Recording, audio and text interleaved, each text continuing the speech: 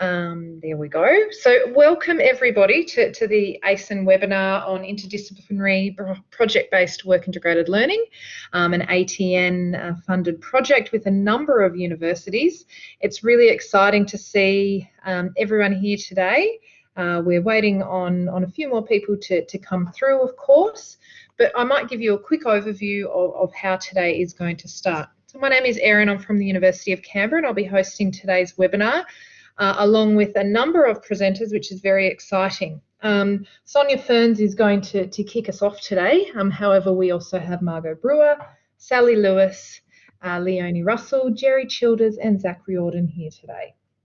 I will begin by acknowledging that attendees at this virtual meeting space are dispersed across Australia and possibly the globe here today.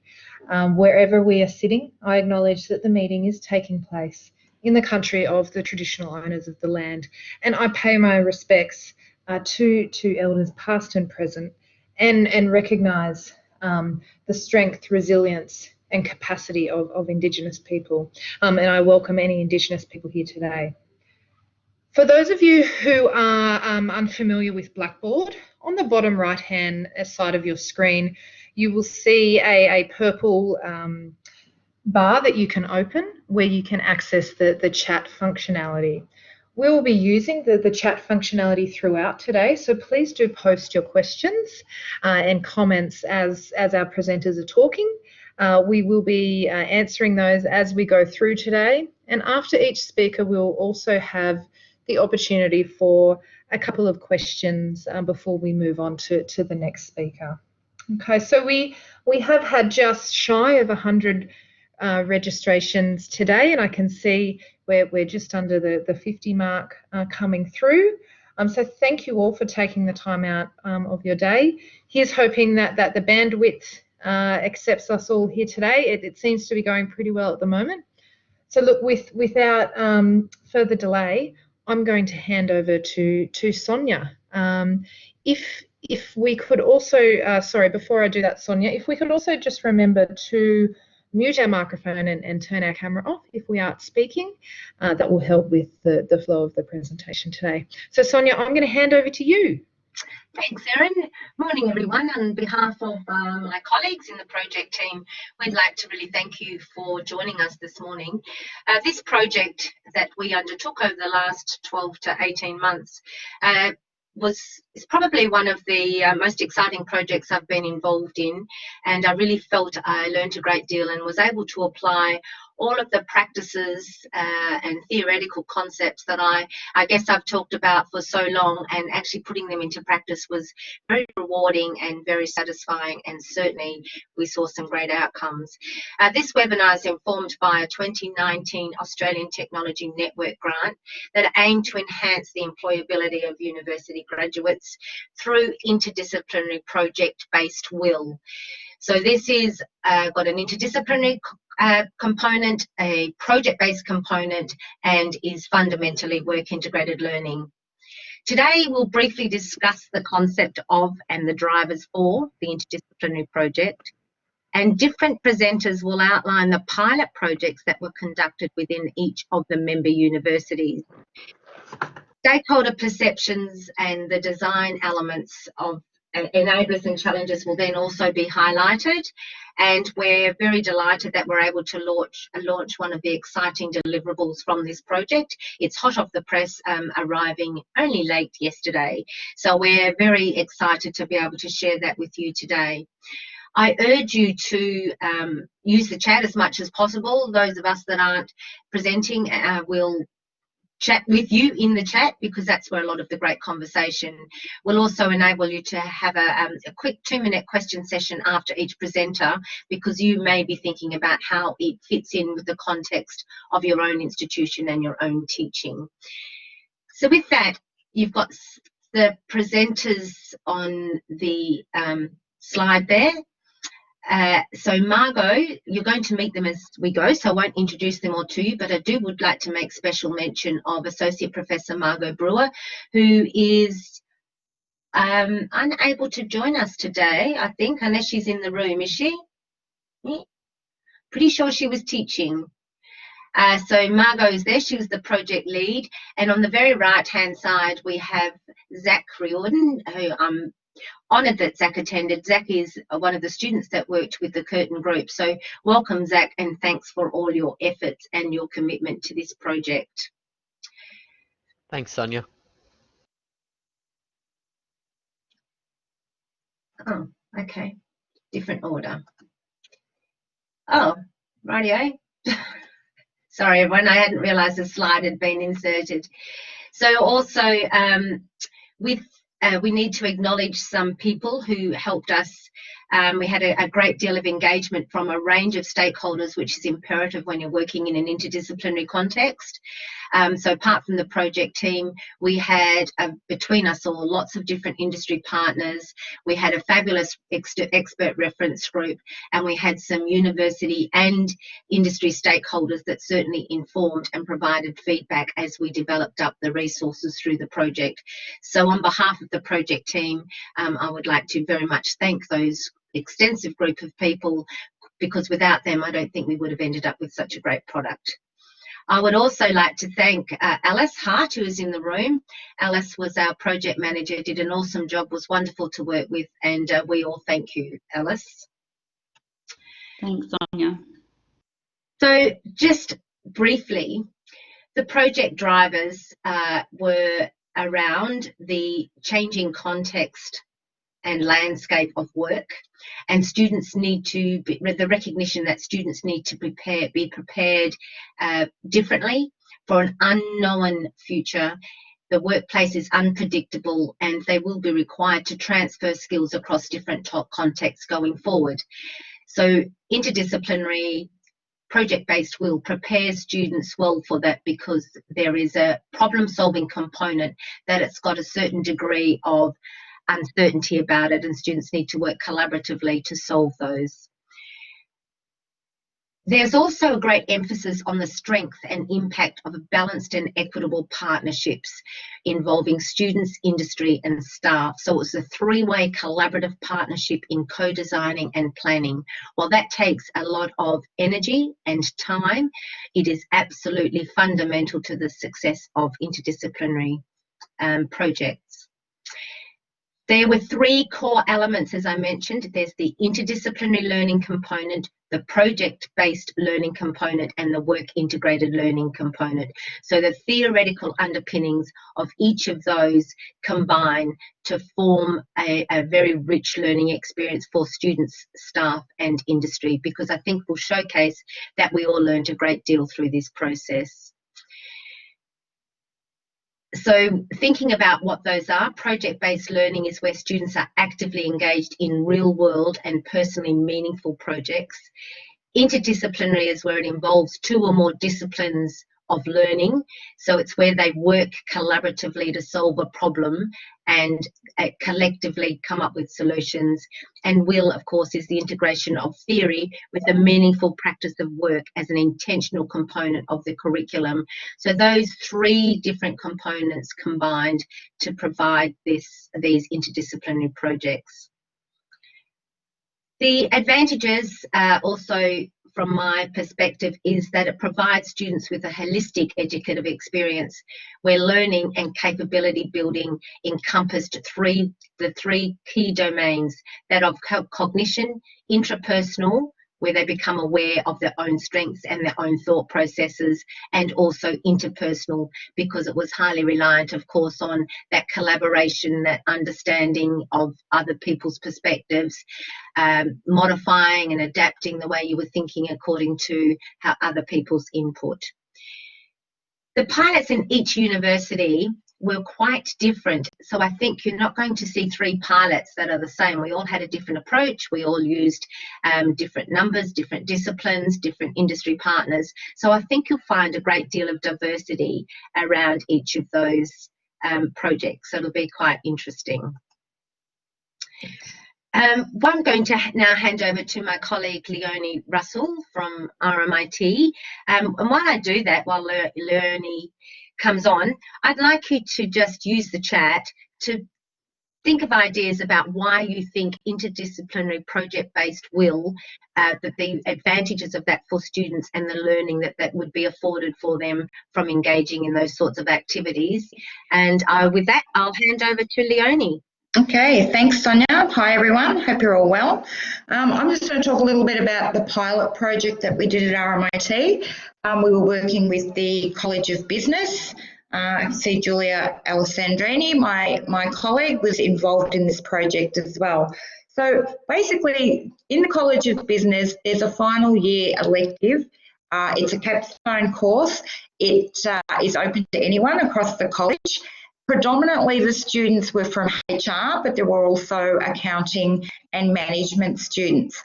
And their project was with a range of different industry and community partners. As you can see there, there was the local branch of the NTU, who I'm sure are really busy right now. There was also Jobco and Specialist Turn. Now these groups all came in and were really keen to engage with the students. Many of the people who worked in these industry and community partners were actually alumni, which was fantastic, or willing to give back. And so we all came together. I'll just go to the next slide. So what we did, we all came together and had an initiation workshop. And this was last year. And we also had some students who had previously done the course and completed it to come into the workshop so we could get their input about what they liked about the unit and what they didn't particularly like. We had all of the sessionals and academics who taught in that unit, and we had the industry and community partners all involved. And what we did at that initiation workshop was to actually clarify the value propositions for each of the stakeholders. What is it they wanted? And we got the industry partners to think about a challenge or an opportunity that they had within their organisation that our students could possibly work on. We then got sent out a template for projects, a project brief, so that the industry partners could actually clarify their problem or their issue that they wanted investigated. And through a 6-week period, there was a lot of toing and froing and talking between the groups and the stakeholders to really clarify what this project would be about. So their project was around investigating future work trends. And interesting now, because this was all pre-COVID, is that one of the industry stakeholders wanted students to investigate the challenges of building a workplace culture when nobody sat in the same office. So they predominantly worked online or they were out and about. Funny how relevant that is right now. So this predicting the future of work industry challenge was then put to the students, and the way the students did this was to include a hackathon design thinking approach. So that's how the students worked throughout a whole day on a hackathon to pull apart the challenge and then present that back to the industry to say, this is what we think we're going to tackle. Is that okay with you? So there were quite a few touch points with the industry and community partners. The students then presented it back. Industry partners were happy, and naturally the students were getting to know each other from different disciplines. So like all interdisciplinary project-based projects, there were some challenges, but it ended up being really good, and it will be an ongoing approach to this future of work unit. So the students did the pitch, they did their research, they came up with some great recommendations around the problem or the challenge that was interested the industry partner, and put that together in a research report to present back. So they ended up with some great projects. The partners were thrilled and kept thinking about what next. So they'll continue to be engaged with the academic, Annie Delaney, and keep being involved in this sort of approach. So it was great. They were very happy, and the students were great. So naturally, throughout this project, we surveyed and we spoke to the students and asked them what they thought. And there's a quote, doing a real life project was really exciting for them. So it was a great pilot, and it will continue, especially with these partners. And of course, once one partner likes it, they keep reaching out to their friends in other industries and other businesses, and more people want to get on board. So that was great. So that's my last one, isn't it? Hang on, she's checking. Yes, it is. So we've got a couple of minutes. If anybody wants some questions, let me have a look what's going on in the chat. Hi, it's Erin here, Leonie. Kylie, did you want to unmute your microphone and ask Leonie how that's structured? Sure. Can you hear me okay, Erin? Yes, yes. Okay. Hi, Leonie. How are we? Hi, Kylie. And see your beautiful face. Sorry, I might have missed it right at the beginning. So was this project, was it the whole what we would call a course at Newcastle, or unit, or whatever you call it at your place? Yep. Or was it just one item within that course, Yep. and then there's other things that they had to do?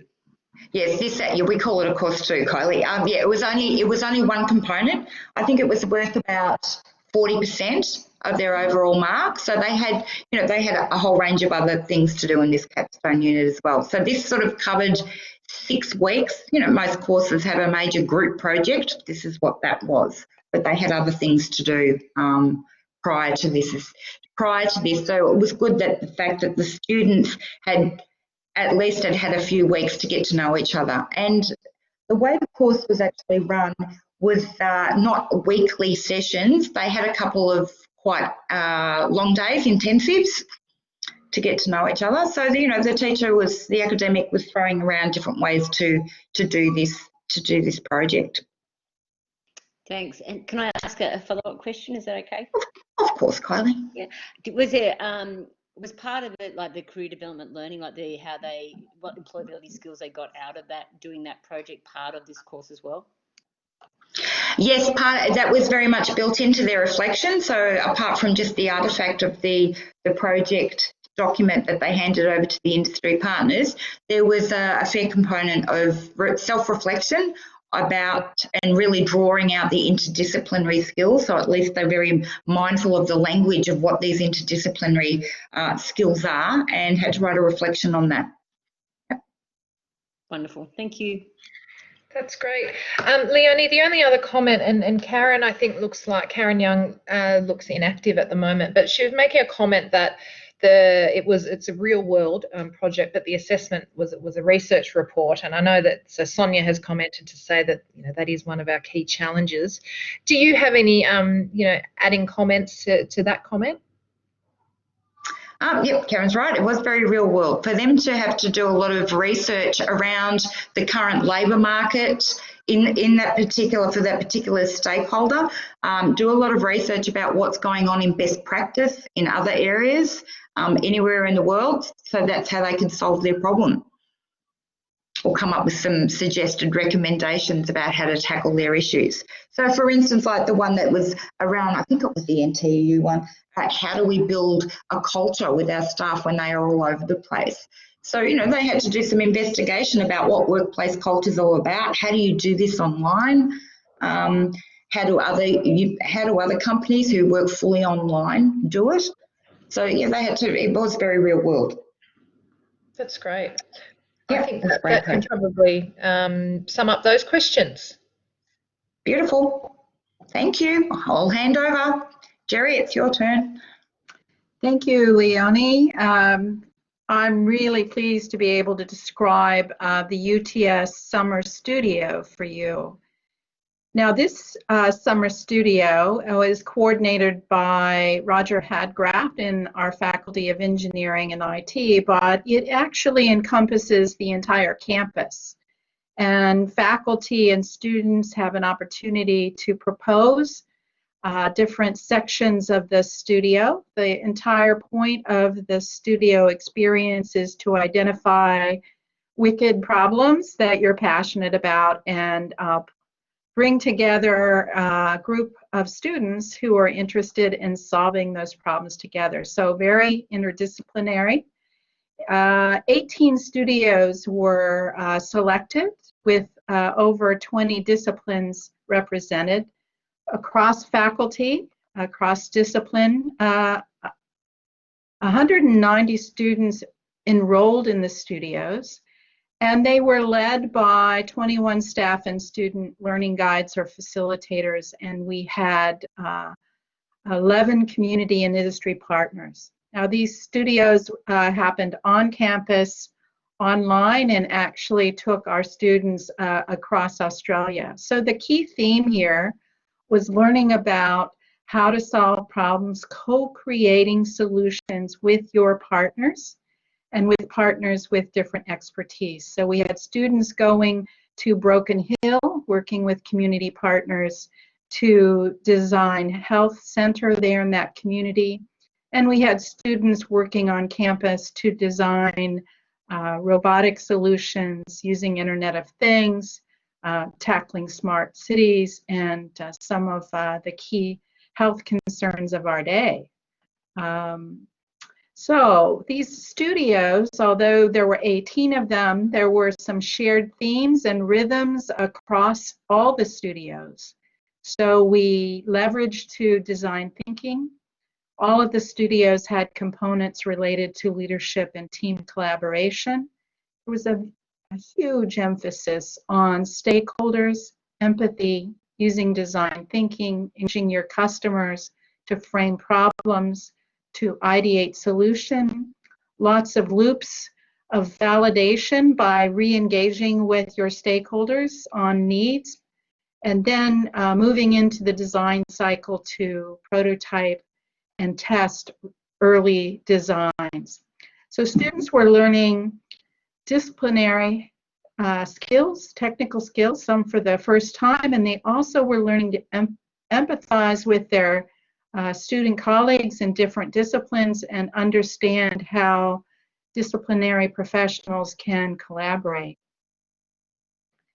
So this experience was an intensive studio experience. It was, we called them subjects at UTS, a full subject, 6 weeks in length for 6 credit points. This involved our learning guides, the staff and students leading the studios, to come together prior to the studios, experience in some pre-planning sessions. We engaged the entire cohort of 190 students in a design thinking boot camp. All of the studios deployed agile project management techniques. While they might have varied, they had a common rhythm. The studios met in weekly sprints and collaborated at the beginning and the end of the week. At the beginning of the week, what will we be doing this week? Who will be doing what? And at the end of the week, a check-in to see progress on their prototyping. On the side, our learning facilitators were meeting up for peer coaching. The entire group of industry partners, students, learning facilitators came together for a closing chase. Hundreds of people, you can see this photo here. We scheduled it during orientation week, and the room was just buzzing, and the students were demonstrating their designs and their prototypes. And of course, after the studio experience, the learning facilitators joined back up for a debrief session. So at this time, I could entertain a few questions if there are some before we move on to Sally Lewis. We do have one. Jane, did you want to unmute your microphone and talk to Jerry about that? Yeah, sure. Thanks, Jerry. It's great. I'm curious to understand how you got the academics on board, considering most academics will say our curriculum is full, how did you do it? Well, we started, you don't start running, so we started with holding workshops to identify what were their passion projects, who were the stakeholders they wanted to work with. And we created a learning group. And so people self-select. And then that learning group actually co-designed the idea of the studio. And we have been deeply investing students as partners. So when we brought students into the mix and enabled them to lead or co-lead, it was just a brilliant combination, and more faculty came on board to actually team up with the students. How do you do it where you are, Jane? We're about to do something quite similar with what we're calling a match tournament. But generally, we will work with the client to co-design the project. We haven't been able to scale as yet, like you have. It's really inspirational. So well done. It will come together. It will work. Yeah. Just have patience. I'm on the track to that at the moment. So yeah, thank you very much for your inspiration. Well, thank you, Jane. Well, this is time now for Sally Lewis at University of South Australia to step up and share her pilot. Thanks, Jerry, and hello, everybody. It was very fortuitous that when we ran our pilot in 2019, we chose to take the step of putting it 100% online.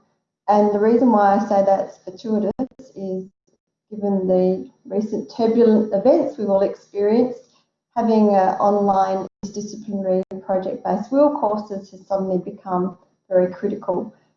The outcome of our pilot has been the course will now run in 3 different degrees through UniSA Online, which is our wholly online team at the university. In terms of what we did in the pilot, we brought together students from communication, marketing and digital media to develop a social media campaign to increase apprenticeship numbers for the South Australian Department of Innovation and Skills. Our students worked in small teams. They were final year students, and they co-designed and developed an industry standard communication plan complete with campaign prototypes. Design thinking methodology was employed, enabling students to apply their disciplinary knowledge and skills in developing solutions to the client challenge. And while I'll take a question at the end of my overview, my colleague Jane Andrew is online at the moment and would be no doubt happy to answer any questions in the chat as I speak. A key element of this course, directly linked to the 100% online degree, was the focus on a clear and tangible outcome. In this case, students were required to develop a complete communication plan. Students could then see there was both a clear endpoint in terms of what they needed to produce, while also appreciating they were developing a document that would assist them with their graduate employment opportunities. Students said they felt focused and invested in the course in order to produce this outcome. The pilot was delivered online, and similar to an experience within the workforce, we made it really clear what the expectations were around professional communication standards and how we thought individual contribution within each team would be achieved.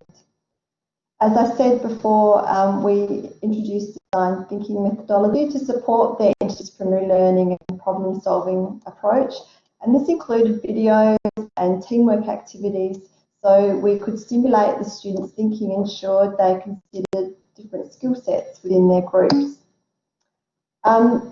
We tasked the students with building an existing multifaceted marketing comms campaign using social media channels. This approach allowed students to access existing market research and previous campaign tactics, and this meant they could produce the required standard of work within the 10-week course timeframe. Feedback points were embedded during the course, enabling students to collect their team questions and ask for specific feedback from our industry partner. An alignment of the student cohort to the target audience is considered important in creating successful online courses of this nature. This is the first time these students were asked to undertake a task like this, and they were dealing with both interdisciplinary team building in an online environment as well as meeting the course learning objectives.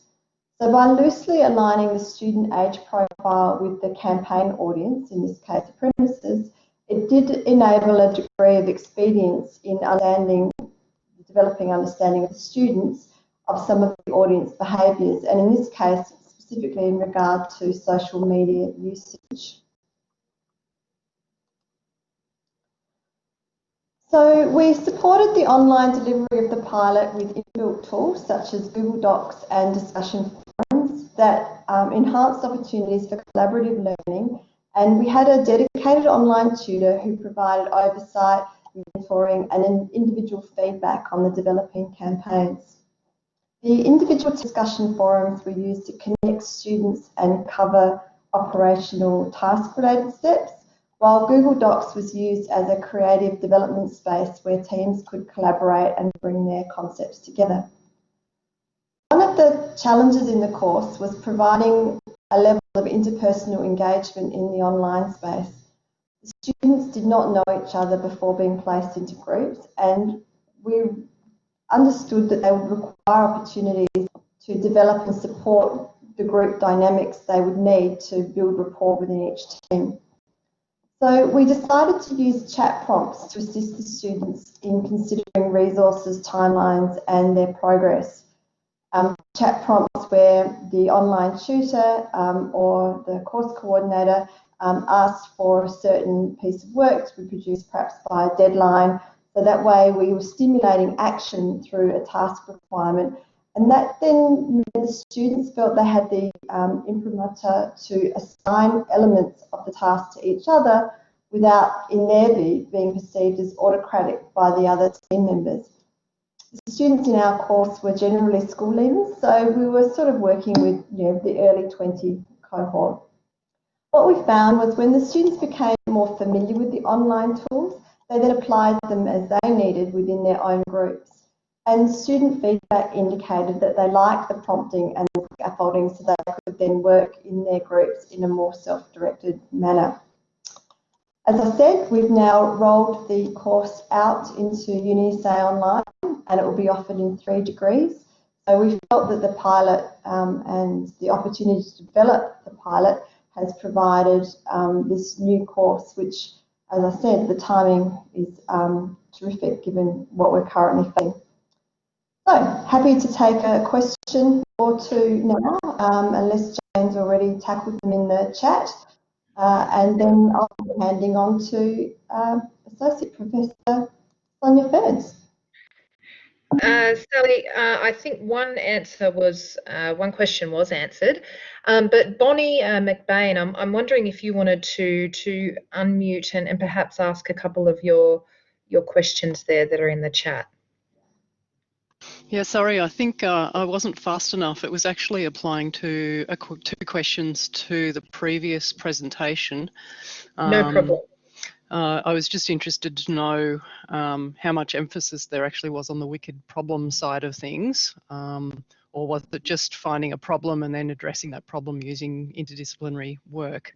And also, I was interested to know how much, and this probably applies to all the different presentations, how the student projects were resourced, because some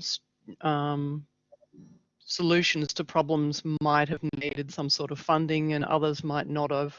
And it'd be interesting to know from all of you how you've approached that issue with students and, student teams. I might actually leave the overall resourcing question to Sonia. Perhaps she could address that as we wrap up the presentation. Obviously, we were supported by the ATN, and then I would suspect each individual university worked within a framework of resourcing that they provided. And I think your first question was related to Jerry's presentation in determining how the wicked problems were selected. So I'm not sure if you wanted to answer that one, Jerry.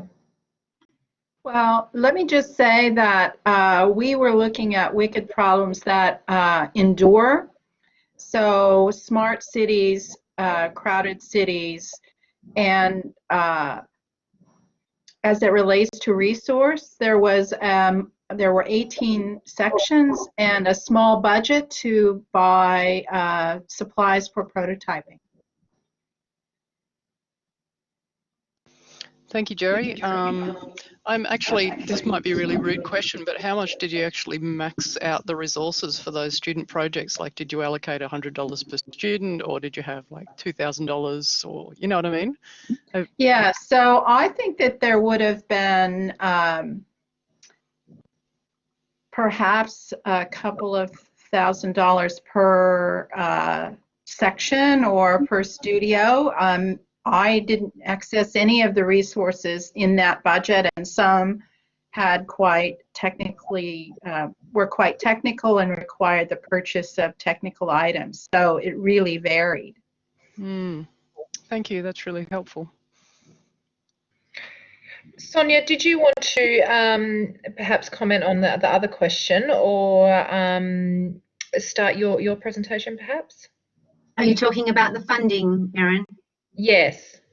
Yes, I would like to comment on the funding because it is a question of great interest and relevance, of obviously.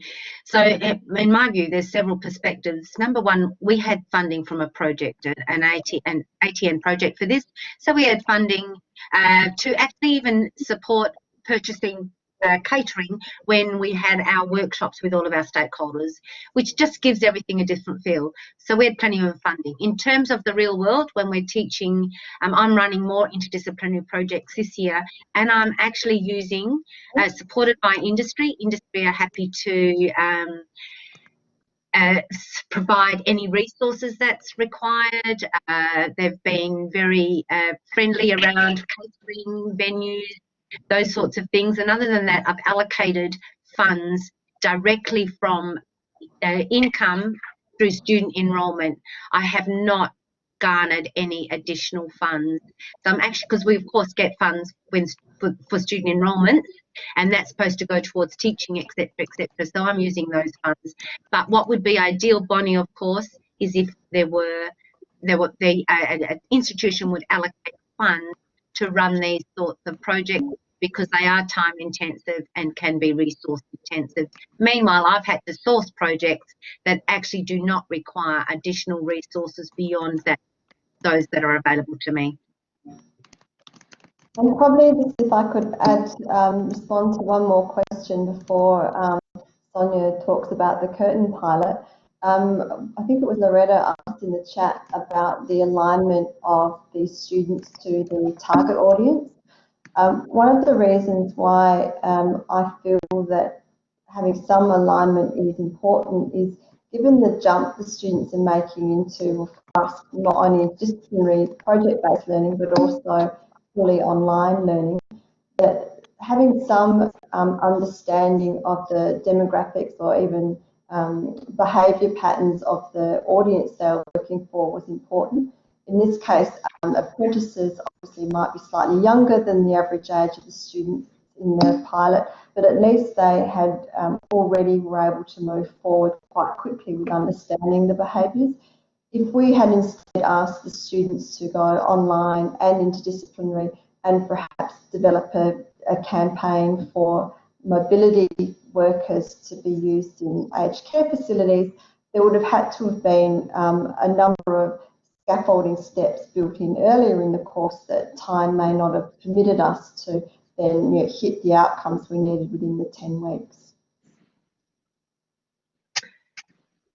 Okay, I might step in now with time marching on, and we want to leave plenty of time at the end for discussion and to showcase our website and resource to you. I'm going to hand over to Zach in a moment. I think given the conversation that's already happened, I think I need to outline clearly a couple of particular parameters around the project that I ran. Number one, the partner and I from Pathwest already had a relationship. We were running, I teach about 80 interdisciplinary science students, and each of those students we negotiate a different industry partnership for. So my Pathwest partner had worked with many of my interdisciplinary science students. I pretty quickly realised that I couldn't, it would be impossible to conduct interdisciplinary projects, that is, go across to humanities, health sciences, etc., for each and every student. So I focused on one group of students. So the pilot I ran was actually quite small, but each of the students came from a different faculty, were enrolled in a different subject, and we had to tweak and be flexible to accommodate the requirements of that different subject to meet the requirements of this interdisciplinary project. So that was a challenge, but it was a great challenge that we were able to overcome. Interestingly, also, I had a combination of postgraduate and undergraduate students.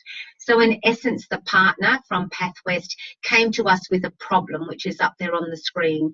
She said, Sonia, I've got this problem. How can we solve it? And then we came up with an idea about the interdisciplinary project. So those deliverables up there, while the project team worked together, and you'll hear more from Zach in a moment, they all took responsibility, which they organised, by the way. They allocated tasks and responsibilities for different components of the problem. So our partner, Dr. Susan Benson from Pathwest, she was critical that she present a problem. And what I found was probably the most challenging, and I'm sure Zach will agree, was actually sitting around a table initially, negotiating what that problem really was. So it's about connecting the divide between university speak, student speak, and industry speak, because we all tend to speak in different languages. So it was about brainstorming and working together to actually consolidate the problem and interpret it the same. And I think we found that probably our greatest challenge. Dr. Susan Benson also worked closely with the students and monitored them throughout the whole project. We had our students, which totally ran the project. They were independent. I met with them every 2 weeks. They planned, they worked out tasks, they worked out timelines, only under the guidance of my eagle eye, but I certainly didn't need to intervene very much at all with the students. I just needed to be there with them. Probably the bigger time frame for me was around academic staff, because these students all had a different lecturer for their particular unit, who were very happy for the students to participate, but of course they needed to understand the dynamics and be supported through the process. So that also took a lot of my time. So Sonia, a couple of the students were my students as well, but essentially I coordinated everybody and everything, arranged workshops and facilitated those interactive workshops. And with that, I would like to say, before I hand over to Zach, that probably as Karen Young raised, I still think part of our biggest challenge is assessment, because these were assessed with a product, whereas I think the process was really rich. And I'm doing it again this year, and we will include the process of navigating this space for students in the assessments. Over to you, Zach. Thanks, Sonia.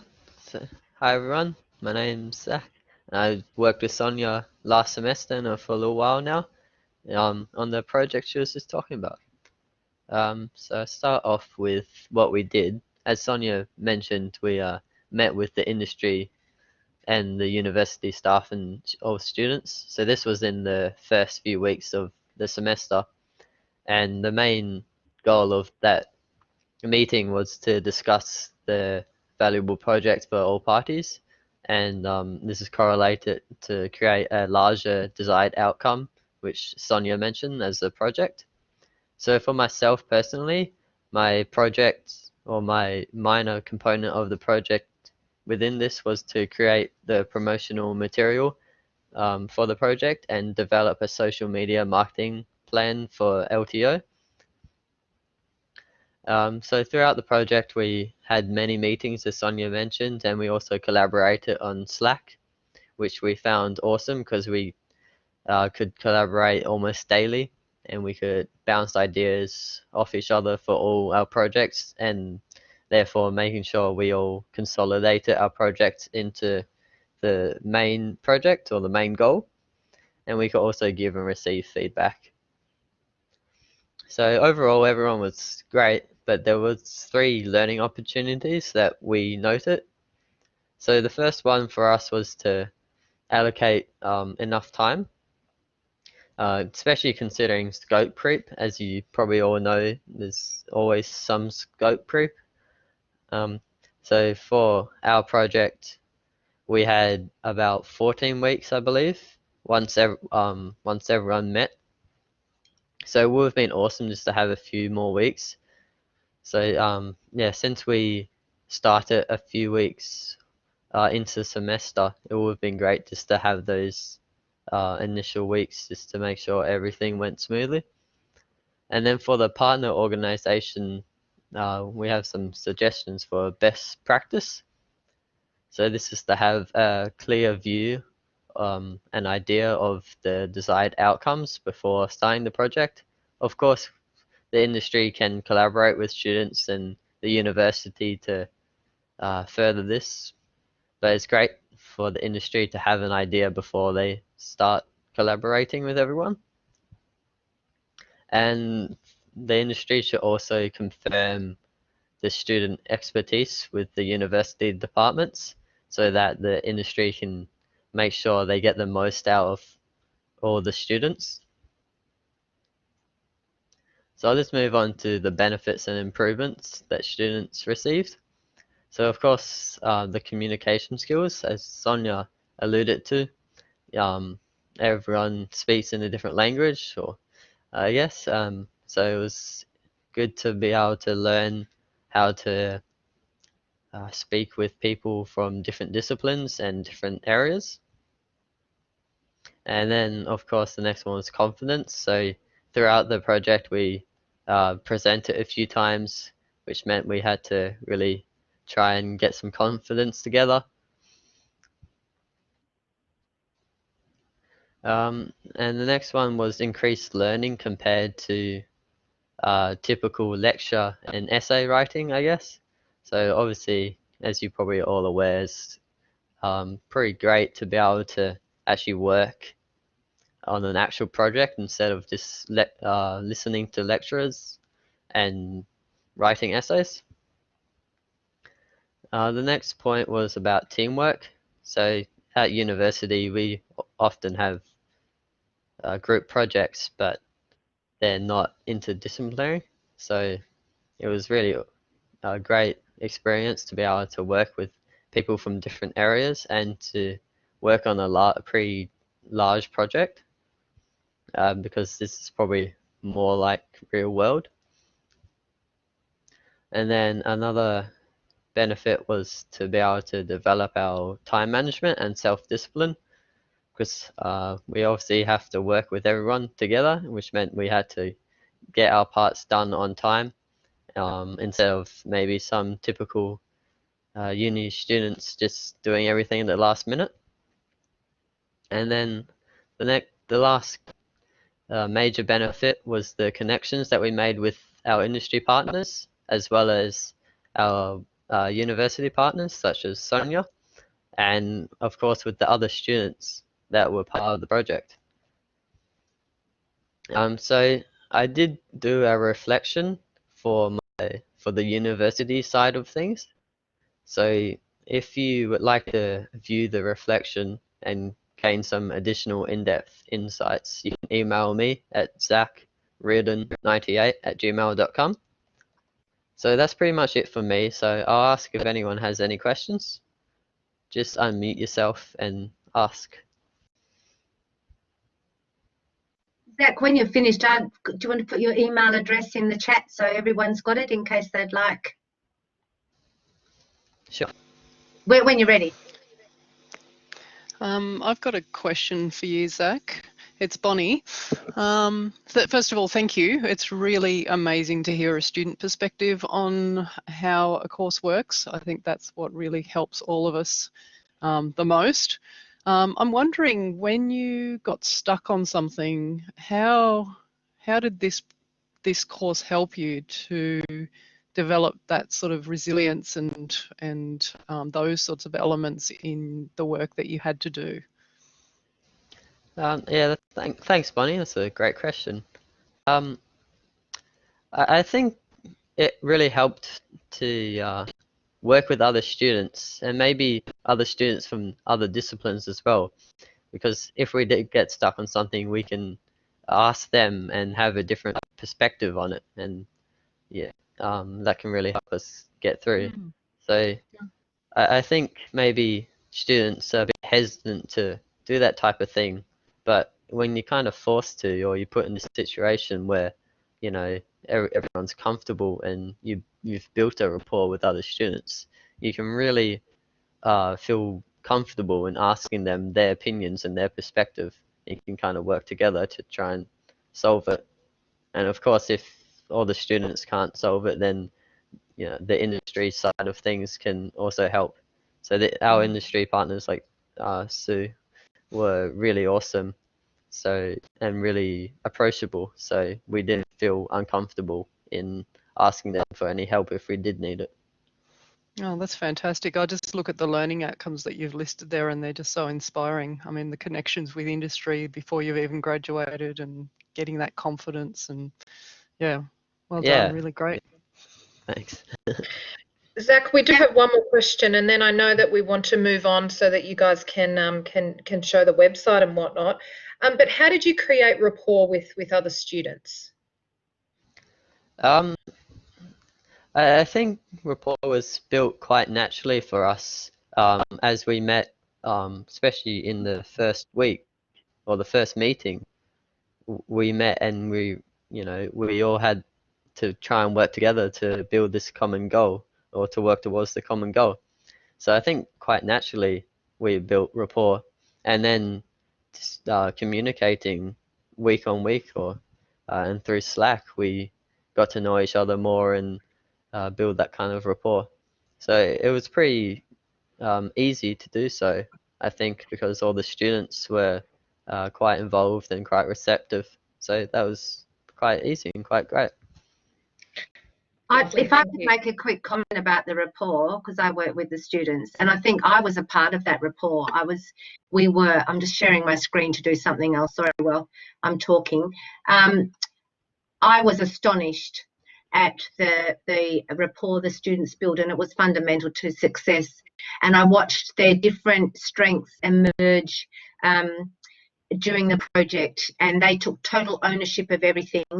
And there were natural leaders that came out of it, but they led in different ways. It was absolutely amazing, and I think it was one of the greatest outcomes from it. And as you can see by Zach agreeing to come today, we all worked so closely together, and success was important to all of us, so it was great.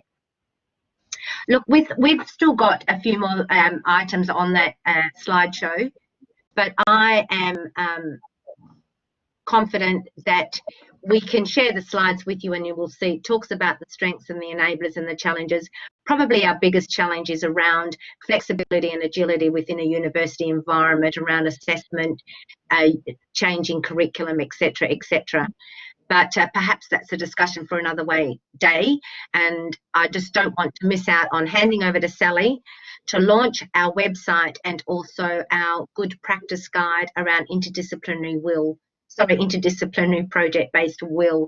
Sally, I'm going to hand over to you. Everybody should be able to see their website, so I'll drive while you talk.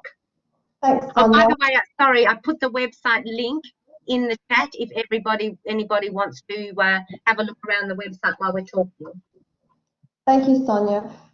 Just before I walk you briefly through the website, I just wanted to sort of mention that we walked the talk, and we had 7 students who worked together with one of our creative industry partners, Kojo, to develop the website.